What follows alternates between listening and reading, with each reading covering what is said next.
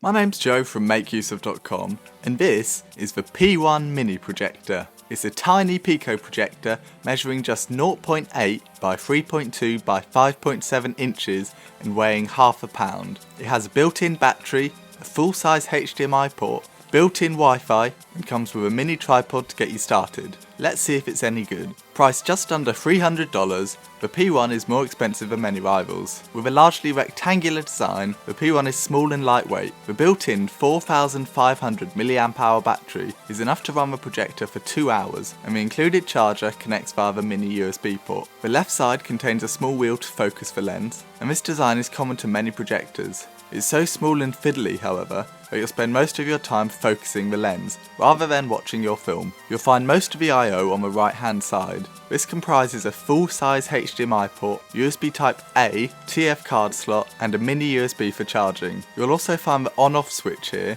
and tucked away on the rear edge is the headphone jack. Dual stereo speakers deliver average sound quality. It's okay, but it's really nothing special. On the top, you'll find a series of buttons to navigate the menus. These closely mimic the included remote control, but none of these control methods are perfect. By using the buttons on the projector itself, you risk adjusting the position of the projector, which throws out the focus. The remote control doesn't actually work either. Even with several sets of new batteries and a huge amount of tinkering, we couldn't get this to work. And we're not alone. A quick Google search reveals several other users who have a similar issue. The DLP sensor and LED lamp are able to output 100 ANSI lumens, which is more than many similar projectors. The bulb lasts around 30,000 hours and operates at a native resolution of 854 by 480 pixels. This is a pretty appalling resolution, but it's able to display a 1080p signal. It's worth noting that this is no worse than any other Pico projector, as this output is rated in ANSI lumens. It's considerably brighter than many competitors. You'll be able to see this projector inside a dimly lit room, and you won't need to close the curtains and turn off all the lights. You will struggle to see it with any bright light source such as the midday sun streaming in, however. You can achieve a maximum screen size of 120 inches, but you'll really need a darkened room to see this. As the screen gets larger, the brightness reduces. The contrast ratio of 2001 helps to make the images look great.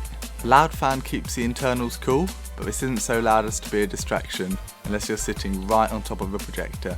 Inside the box you'll find the projector alongside a USB cable and charger, mini tripod, remote control and quick start manuals. This mini tripod is a bit rubbish. It's more substantial than the mini tripods found in some other projectors, such as the AAXA P2B, but it's still not really up to the task.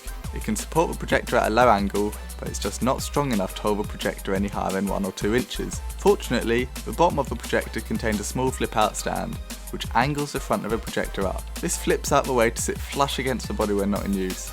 And this works well and almost makes up for the terrible tripod. By using the projector's built-in Wi-Fi network, it's possible to play content or mirror your mobile device. This is a great feature which supports AirPlay, DLNA if you still use that, or Miracast. There's no support for Chromecast, and you won't be able to play back protected content from the likes of Netflix or Hulu, however. You'll need to use the HDMI port for that. Moving on to image quality, it's quite surprising. It's much better than it has any right to be, especially given the design problems highlighted. The colours look excellent, due in part to the DLP sensor, and even projecting onto a plain white wall, the colours look vibrant and lush. Watching movies is great fun, provided you sit far enough away so that you don't notice the low resolution. Video games also look great, but not quite as good as movies. That's not to say video games look bad, it's just that movies look so much better.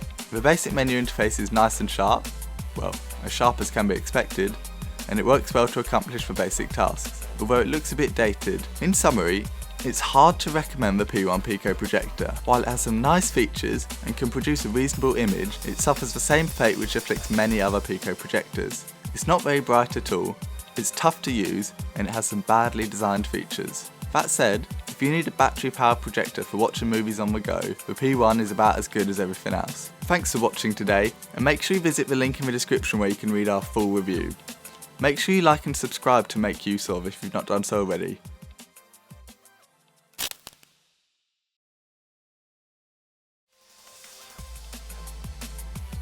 Thanks for sticking around. If you visit the link in the description below, we're running a giveaway contest where you can win this P1 Pico projector. All you have to do is enter the giveaway. If you'd like some extra entries into our contest, enter the code HDMI in the box.